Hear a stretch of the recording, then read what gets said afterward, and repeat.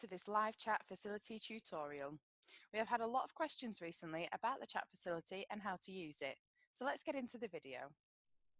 The chat facility is built with students in mind, with a tool that doesn't need to be parent or teacher led. Each of our pages are linked to the person behind the broadcast, even after it's finished, so you can always ask your questions and get a response about the broadcast. So, let's have a look at how to use the chat facility. To use the chat facility, the first thing to do is to type your comment or question into the chat box.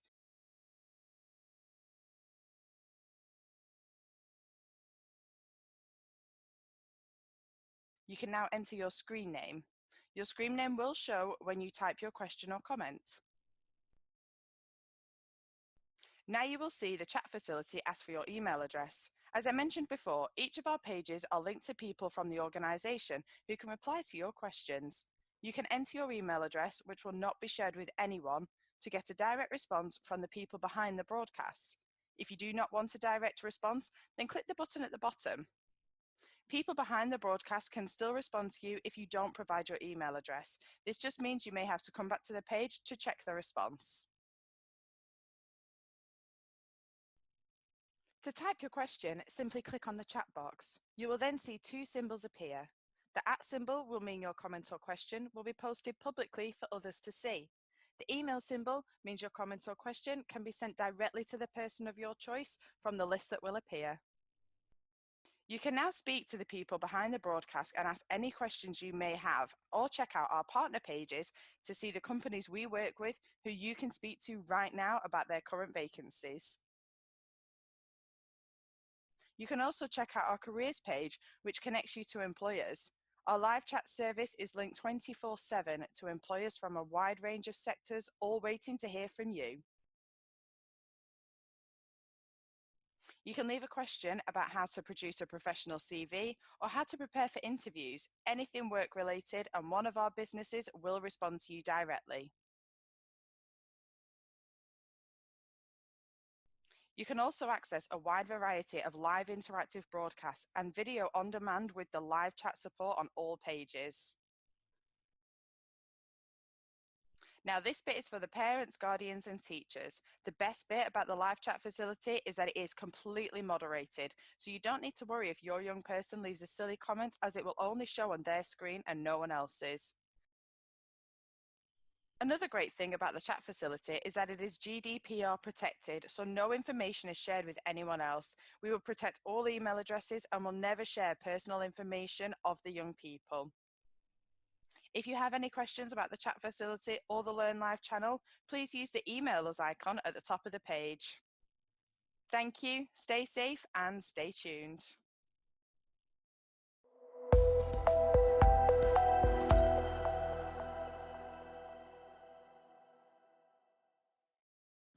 What shall I make the kids for tea?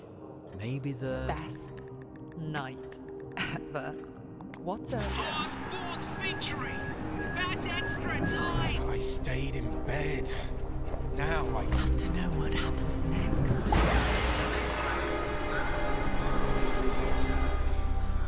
Take care as you travel. Wherever your attention wanders, help us keep you safe, wherever you are on the railway.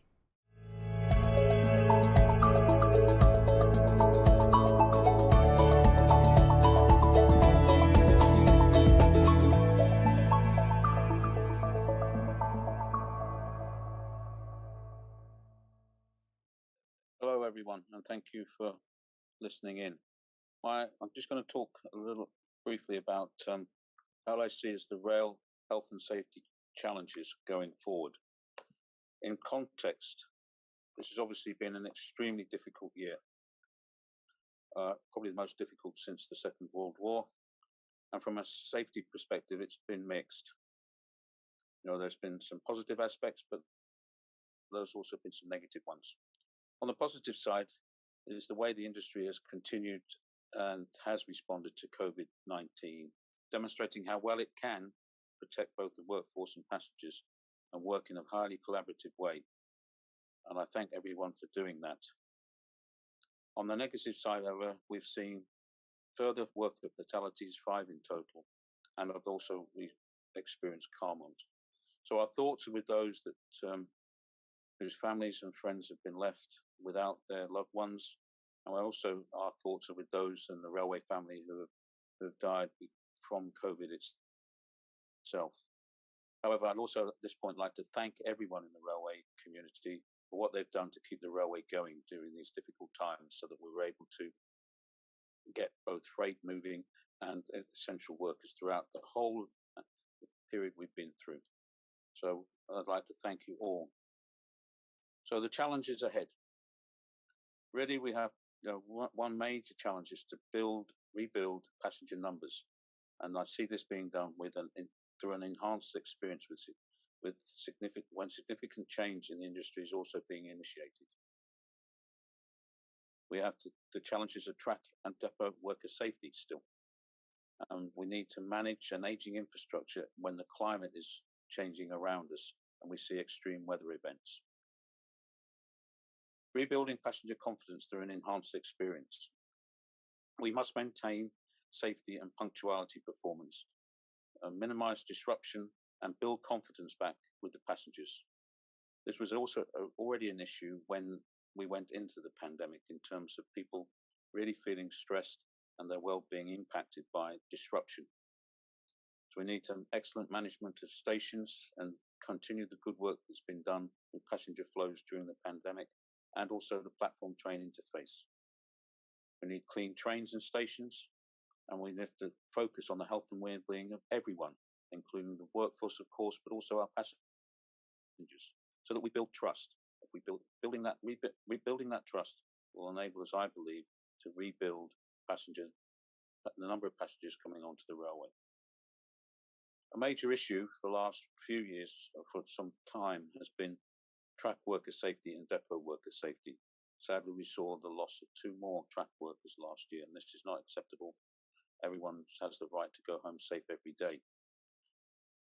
So we are supporting the delivery of Network Rail's task force to close out our track worker safety improvement notices. This is very important work to fundamentally change the way in which track work is done in this country.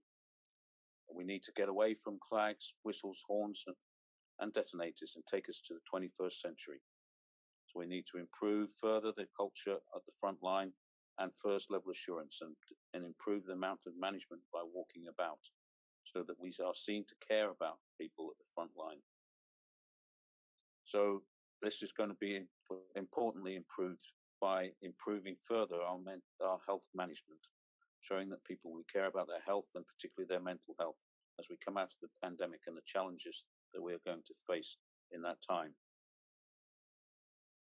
Managing an aging infrastructure with the changes in climate and extreme weather events. We need to manage drainage as a critical asset for the management of water. For too long, this has been a Cinderella asset, and it's so important that the basics are done right here throughout the infrastructure. It is old, but we need to get that really right. Making the best use of technological development in weather prediction and making sure it's embedded in our operational teams, so that we have a stronger operational readiness and minimize the amount of disruption. New technology in weather forecasting gives us a real opportunity to do this, and some improvements have already been made since Carmont, so that we also focus on strategic management of earthworks and vegetation, including the use of enhanced technology. So I believe that we will meet these challenges by focusing on 3 key themes. One is managing for the future. The other one is supporting people. This is very, very important. And the third one is technology. Managing for the future. We need to manage the recovery and restart by supporting people, and manage that in an effective way, using risk assessment where appropriate. The health and well-being of passengers and of the workforce must be at the heart of managing for the future, as our vision remains intact of 0 industry cause fatalities. And we need to improve the culture and the diversity in the industry as well. That's very important, because that will go hand in hand with improving the culture, advanced from where we are today. So we need to demonstrate strong, visible leadership, particularly at the front line, so that people feel that they're being cared for and are integrating with the rest of the organisation. So it's important to get that communication from top to bottom inside organisations, and we must really work hard to enable this to happen better than we are at the moment. And this may have been impacted, of course, by many people working from home, when the front line obviously have had to work on with no changes to what they've been doing. And as I said earlier, I thank them for doing that. So we also need to continue to promote health and safety by design and carbon by design as a key element of building a better way for the future, and not gold plating solutions. Using good, strong risk assessment and cost benefit analysis, we can get very efficient and effective improvements to our railway so that we meet the challenges of climate change and decarbonisation, and ensuring we have clean air in the future. Supporting people. There's been some really good progress made on health and well-being through the Rail Wellbeing Alliance, and we've seen improvements. The challenge now, in my view, is now we need to keep up the momentum, but we need to accelerate advancement, particularly in the next year, when things will be tough as we come through and out of the pandemic. So we need to continue to look after each other. That's really important, especially in respect of our own mental health. Looking out for each other and supporting each other is going to be critical. And I will continue to push initiatives like the Million Hour Challenge, supporting the Samaritans. The work the industry has done with Samaritans over the years has been superb, and we have saved many lives because of it.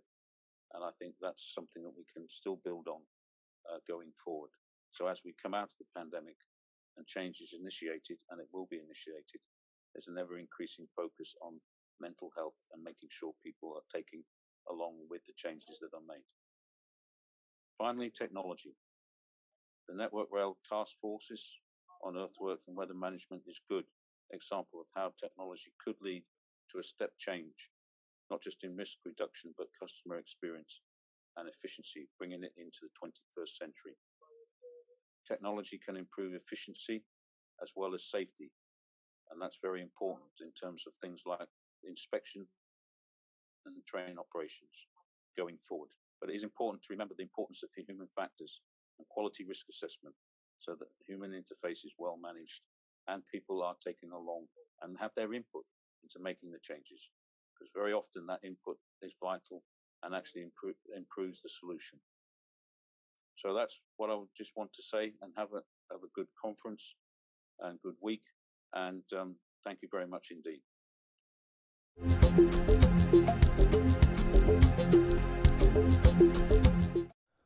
Jaws on the Doors, safety initiative by the Friends of Buxton Station, FOBS, involving young rail users, a group of Beaver Scouts aged 6 to 8. In one of those rare coincidences, FOBS chairman Dave noticed an image had started to appear on train carriage doors. It reminded him of something that one of the youngest participants had said in some previous work with a local Beaver Scout group. The child said, "If you don't move, the doors will eat you up." The image, a parallel set of yellow and black hazard markings, reminded Dave of sharp teeth set in threatening jaws. He wanted to know if a young rail user would see the similarity and afford the doors greater respect through fear of being eaten. FOBs were asked to take part in some elementary rail safety education to the first Buxton Beaver Scouts as part of preparations towards their Beaver Scout badge. Dave wanted to test his idea, using age-appropriate language to show the image and ask what it looked like. Some had an instant recognition that the image was something to do with safety because it had danger tape. FOBS members Sue and Dave presented the talk and went armed with the parallel teeth image and the logical extension of the Jaws theme, some cartoon-like images of dangerous animals. Teaching started by introducing a photograph of a door without markings and afterwards allowing the beavers to identify it, providing another with teeth-like image signage. All quickly spotted the danger markings and showed a clear understanding of yellow and black as hazardous, commenting when prompted on wasps and bees as dangerous. They also went further than expected by suggesting that very dangerous big cats, tigers, leopards and cheetahs were similarly marked. The FOBS members showed 5 examples of safety sign prepared in advance, each featuring a different set of jaws, asking the pupils, which of these is the most scariest?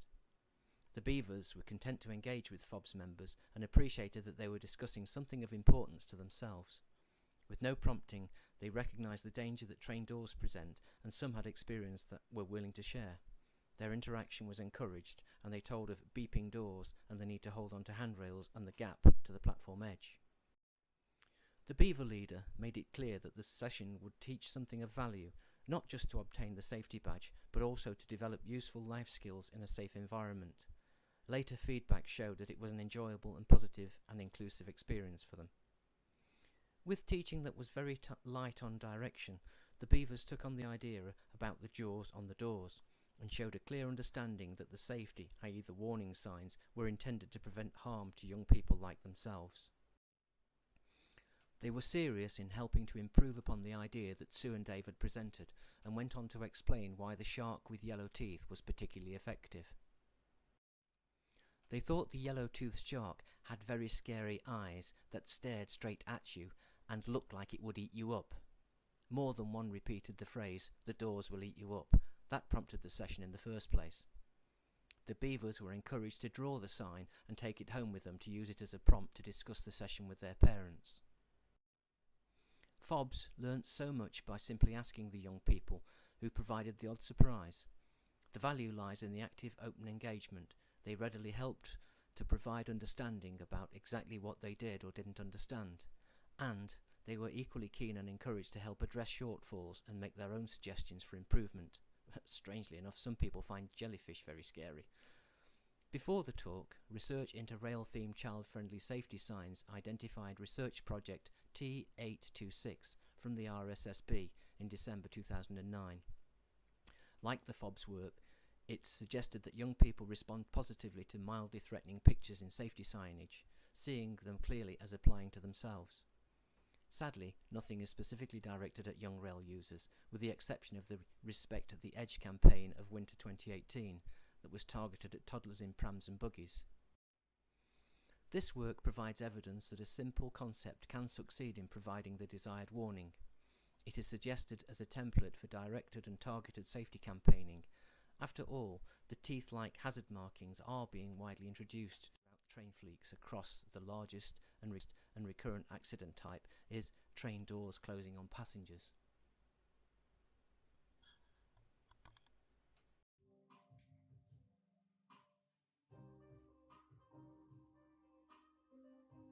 Welcome, Rail Safety Week, to your pre-recorded yoga session. This is a 45-minute flow which will focus on hamstrings and hips. The session is suitable for all abilities, but unfortunately not for pregnancy. And if you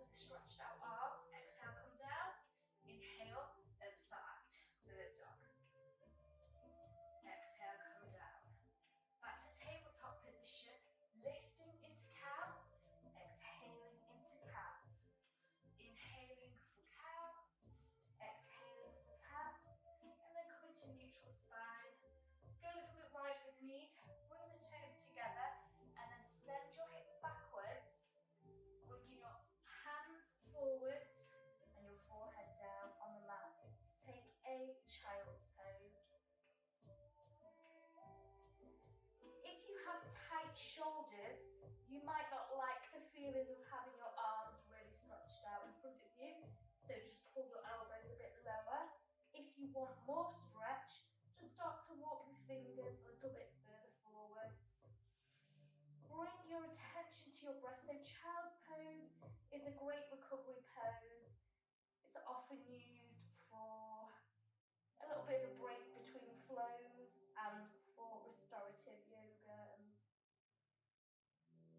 Slide the hands back towards the face, come into tabletop position.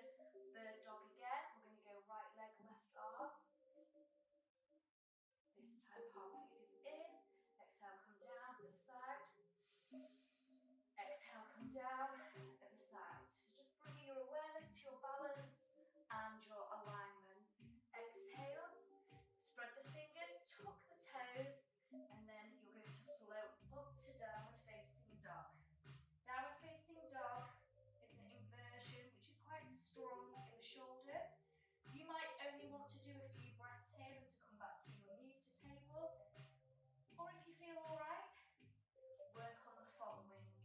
So bring your eye gaze to your navel. Micro bend the knees and try and send your weight further back through the legs.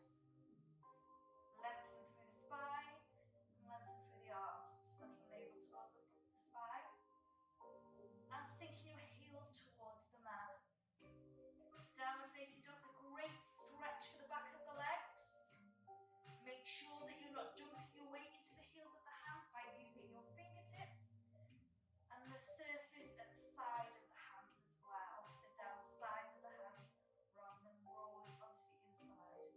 Bellies look towards the hands. Just give me a little walk forwards to find a fold. Have a little gap between your feet.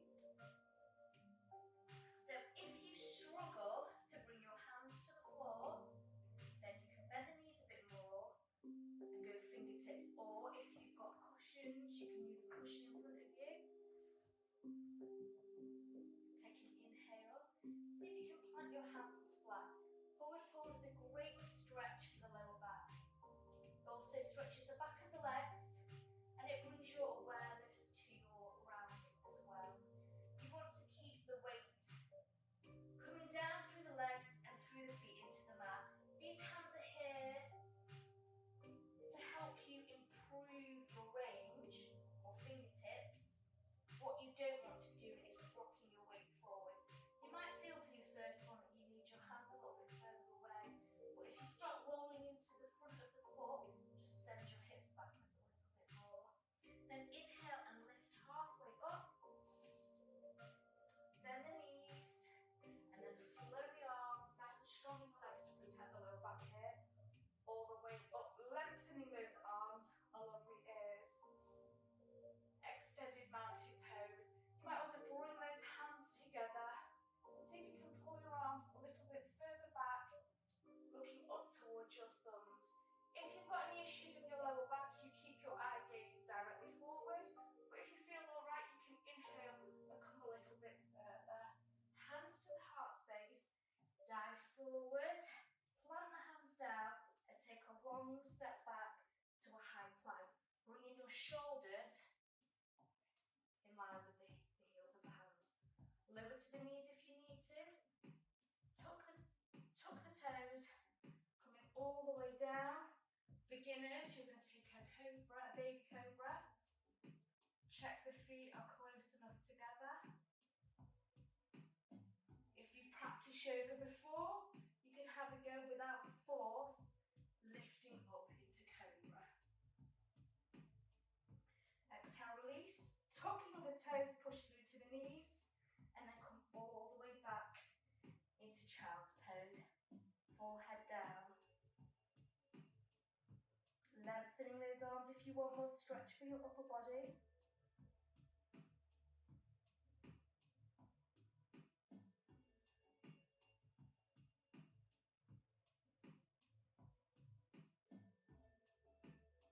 And then just bring your hands back, coming into tabletop. From tabletop position, flow up to downward facing dog. Find length in the spine.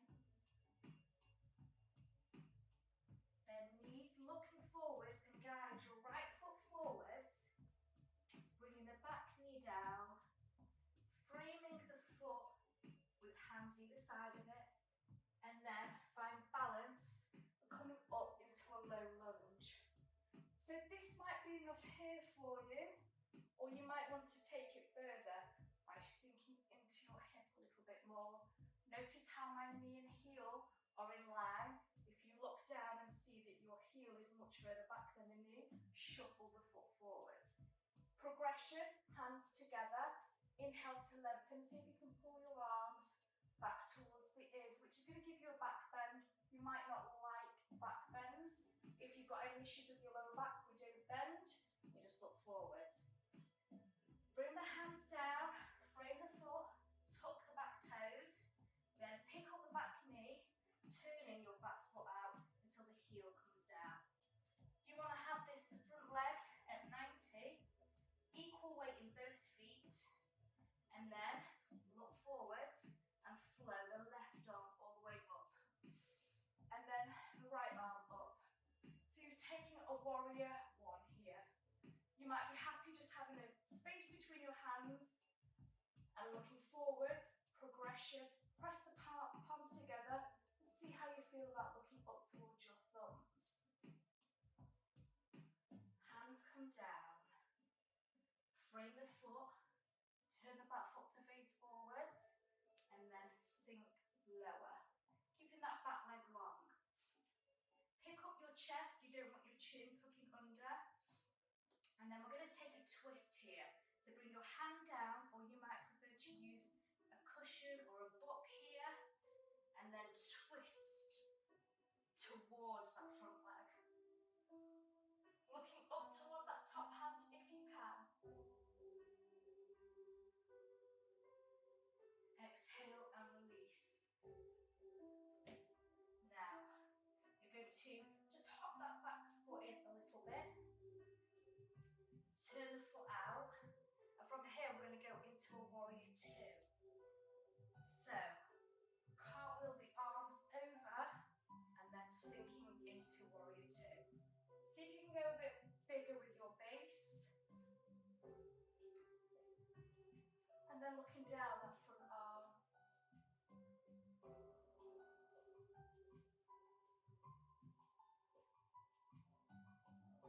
Flip the palms, lengthen this front leg, and then reach, coming over into triangle.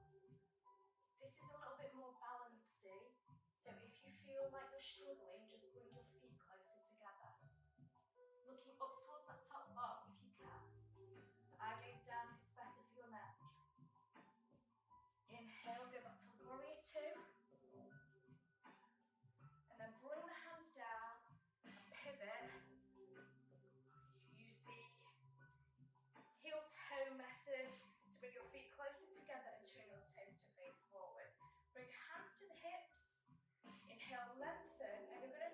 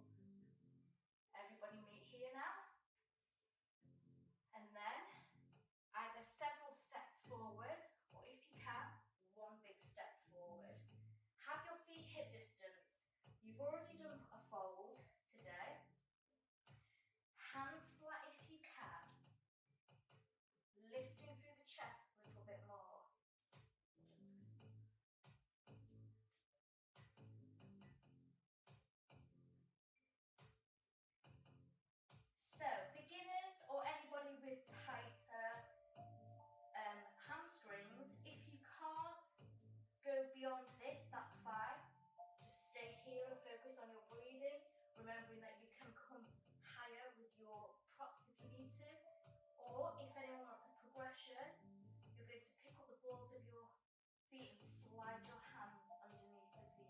Your feet must be hip distance. Then inhale and start to press your feet into your hands, bringing the whole of the back of the hand into the mat. Lift the chest a little. Be actively pressing and lengthening through those arms to deepen the stretch. Take another breath here. And then peel those hands out, coming halfway lift. Then plant the hands down, taking a jump or a long step back to your high plank, which is going to counter everything you've done in those legs. Flowing up to downward facing dog. Eye gaze to navel. And then taking the child's pose, stopping for water on the way if you need it. Bring that forehead down and lengthen through those arms. Just take a few breaths here. Just enjoying child's pose for the relaxing break that it is. You can take that stretch a bit deeper if you want to for your arms and shoulders. Slide the hands back, coming to tabletop position. Tucking toes, lifting into cow stretch, anchor your elbows in. Exhale, cat stretch. Inhale, cow. Exhale, cat. Neutral spine. I'm going to take a puppy pose here. Untuck the toes. So my hips and knees are going to stay in this position. I'm going to put my tailbone in the air and look forward. Start to stretch my arms towards the top of the mat and then sliding the hands forward, bringing the forehead down to the mat, melting my chest towards the mat also, but keeping my hips and knees in line. Anybody with tight shoulders, you will find this quite uncomfortable. You will become more supple with each minute you spend in puppy pose. So if you find it hard to bring your arms up along your ears, a bit like in the bird dog that we did at the very start, this is the perfect pose to improve flexibility for your shoulders and your upper back. Bring your attention to your breath and think about when I said to you, extending your breath on both inhale and exhale to find that sensation of grounding. That's where the magic happens in your poses. And that's how the breath work links into the postures. Because you do find more with each exhale, especially where you've got tension. Take another deep breath in here. As you exhale, relax across your upper back. And then pick up the head. Your exit from this needs to be very careful to slide your elbows back. Coming back to tabletop position. And then we're going to go through the postures on the inside now. Spread the fingers, tuck the toes. Notice all those points on the mat.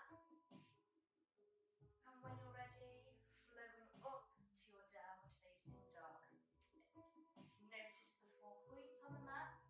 You're sending your weight backwards as you suck your navel towards your spine. Keep a slight bend in the knees. There's never any need to lock your legs out. Notice the difference here to when I bend, how much further I can go back.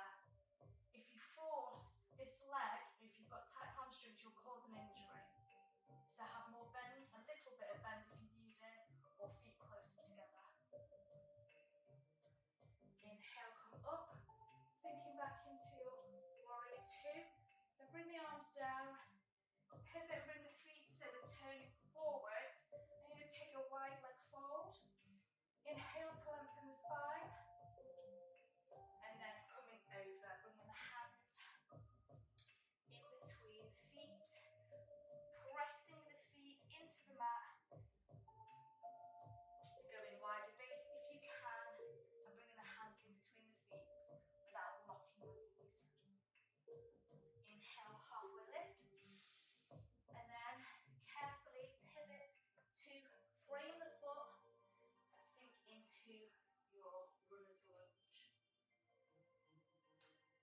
Beginners, lower the knee, untuck the toes, bring the hands up, and you're going to stay here until we all meet back.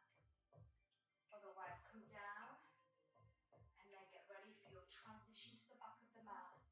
Left hand inside, stay low and move your way to the back of the mat. Frame the foot and sink in. So this is great for improving flexibility in the hips. Take an inhale, hand inside, move your way back to the top of the mat. Everyone meeting here. One big step or several little steps to find your fold. Bring your props in, beginners, if you struggle to touch the floor. You can have your props as high as you need them. Inhale and bring the hands or fingertips to the mat. Lifting through the chest so you lengthen the spine. So you're really lengthening the spine, keeping the hold of the foot, pressing down, and keeping the weight grounding through your feet. Take another deep breath in through the nose. Notice how your shoulders and chest lift. And as you exhale, find a little bit more range. Staying here, progression, picking up the balls of the feet and sliding your hands right under so you can deepen the stretch. These arms are going to act as leverage for you to pull the chest forwards more and lengthen the spine. That's also going to improve flexibility down the back of the legs. Press the hands further into the mat. It's going to challenge your balance as well. So it will improve confidence with your balance as you send your crown closer to the floor.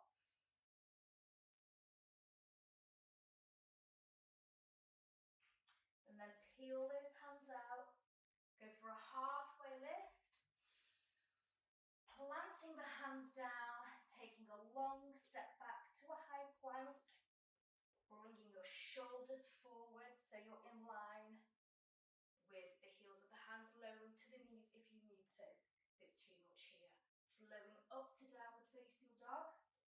Finding length in the spine, eye gaze towards the navel. Then lowering to your knees, wide knees, sinking down and back, forehead down on the mat, taking a child's pose. Stopping for drink if you need to at the point of being in child's pose.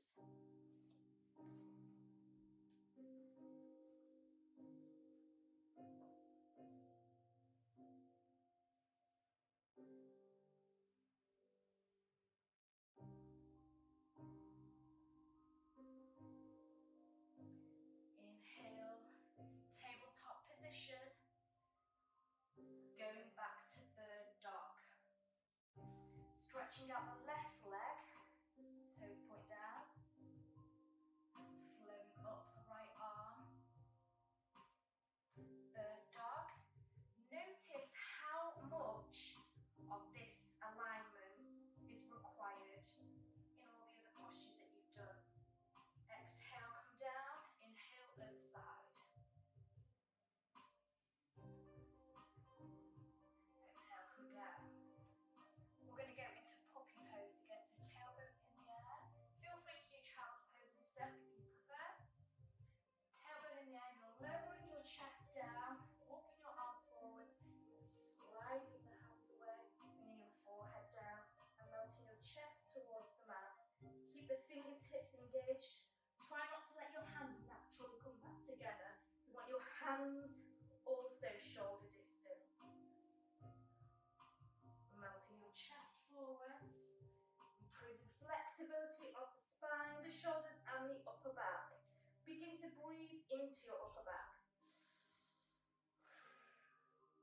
It's a great way of noticing the grounding that happens. So again, inhale into your upper back. As you exhale, notice how your chest gets lower. It's great for releasing tension in the upper back. If you've got rounded posture, rounded shoulders, this is going to help improve your posture in general.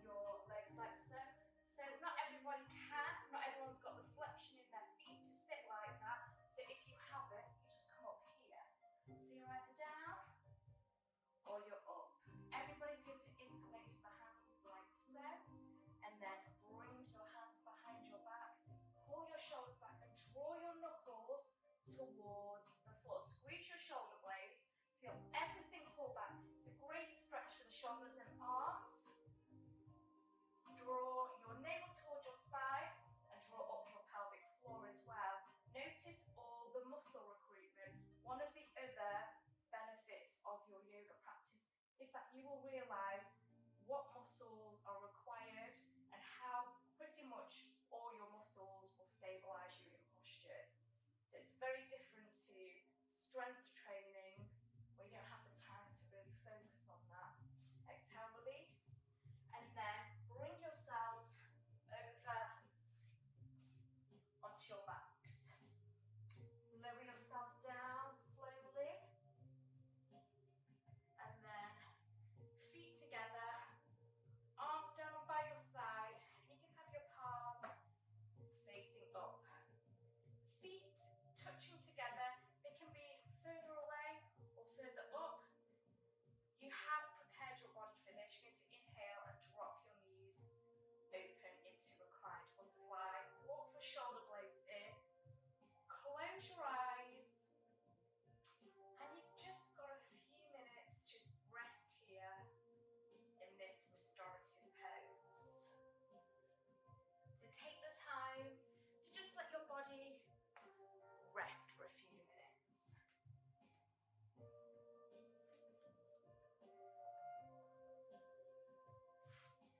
Whilst you are here, you're just going to bring your awareness to tension that you will have in your face. You won't even realise it. So just start to scrunch the eyes, wiggle the nose, and then start to move around the jaw. Unclench the teeth. Take a deep breath in and just let your face soften as well.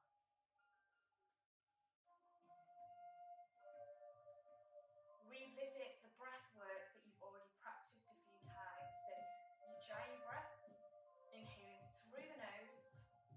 Notice how your chest and your upper back comes up, and as you exhale, everything will sink back down.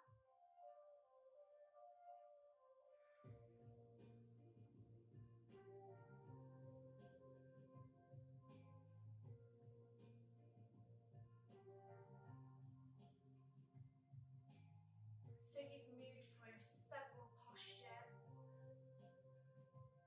You've connected with your breath. And this is where you're just going to tap into your mindfulness a little bit. Remembering that I said, try and be open-minded. And it's not going to be anything challenging. All I want you to do is let your mind rest and to remain in the present moment, and do that by connecting to your sense of hearing. So you are on your mat.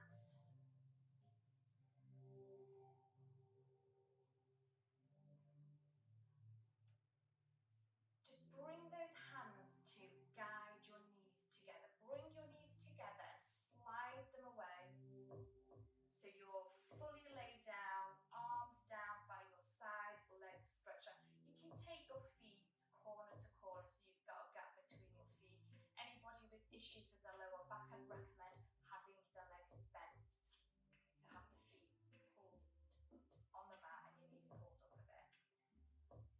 Everyone take an inhale and take your arms all the way overhead. Take a gentle full body stretch, so you're not trying to go as far as you possibly can with those arms. And then exhale, bring the arms back down by your side. Shake off the shoulders and let yourself relax. So this is your final posture, Shavasana. Its English name is corpse pose.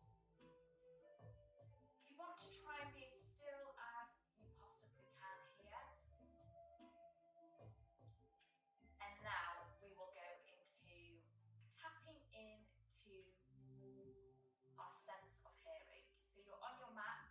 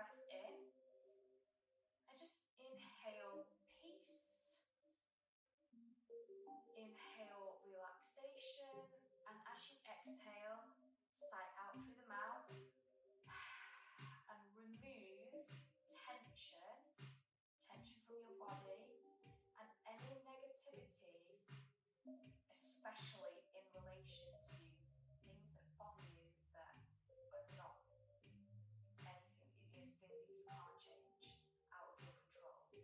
Again, inhale.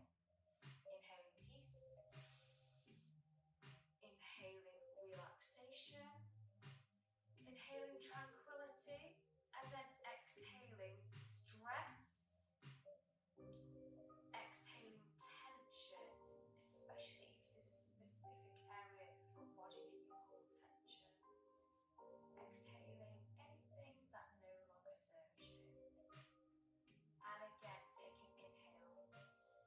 inhale, and then a long sigh out through the mouth.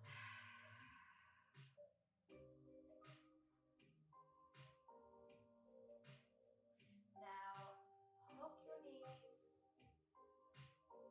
into your chest.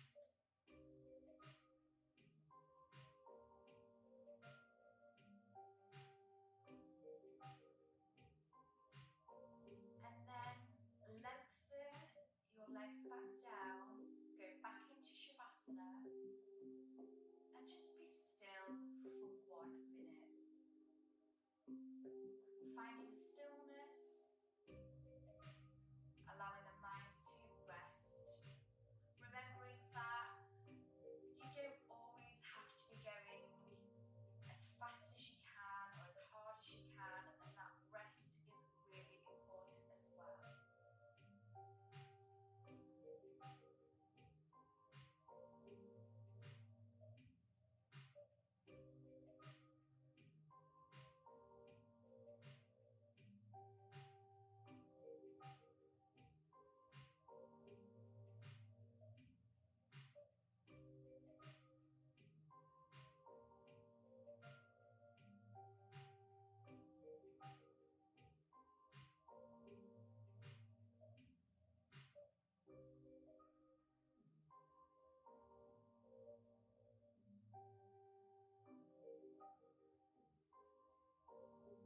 just bring a little bit of movement to your fingers and toes.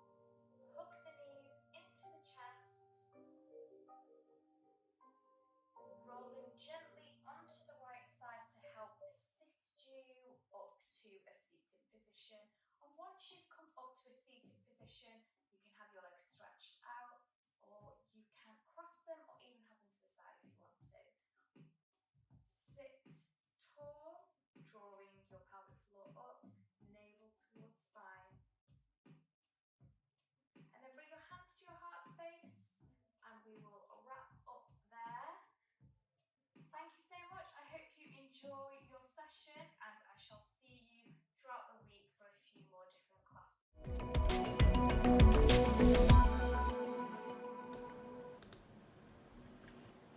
That concludes today's session.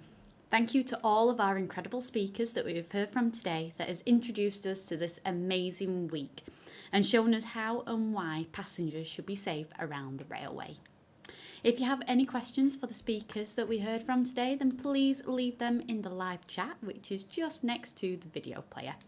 Once those have been sent, the experts will then answer your questions as soon as possible. We also have available below the video player an on-demand section where you can watch the videos as much as you like in case you've missed any, or if you just want to look back at them. They're available 24/7, so please look to your leisure.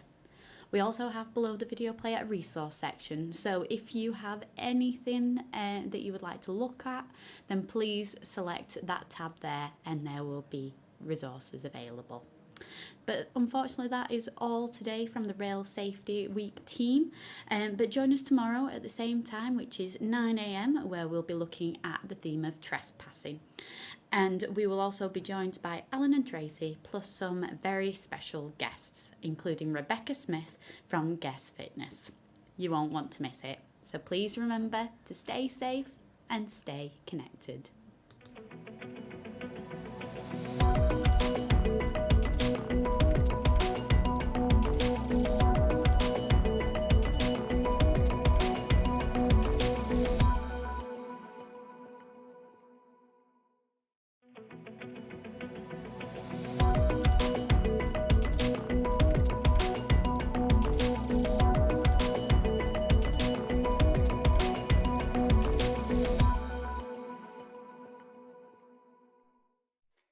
Welcome to this live chat facility tutorial.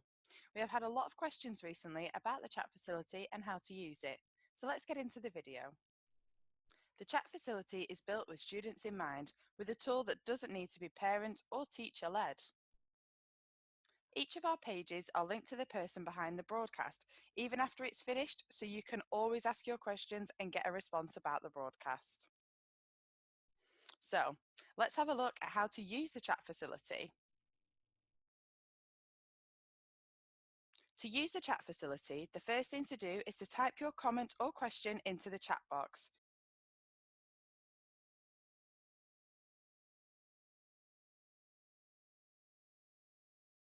You can now enter your screen name.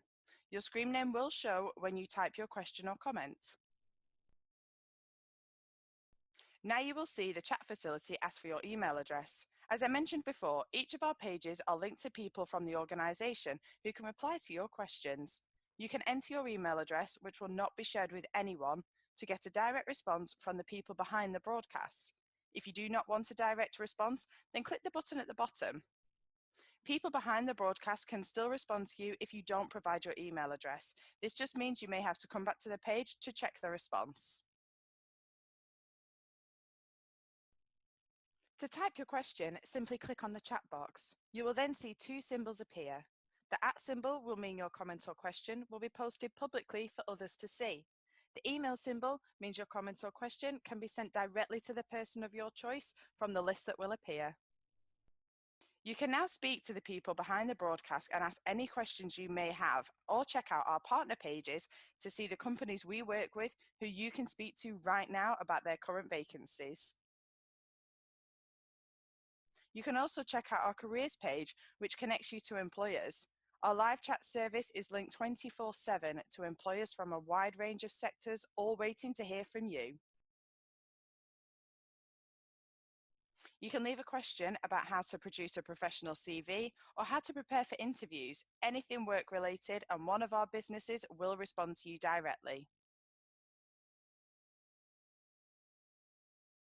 You can also access a wide variety of live interactive broadcasts and video on demand with the live chat support on all pages.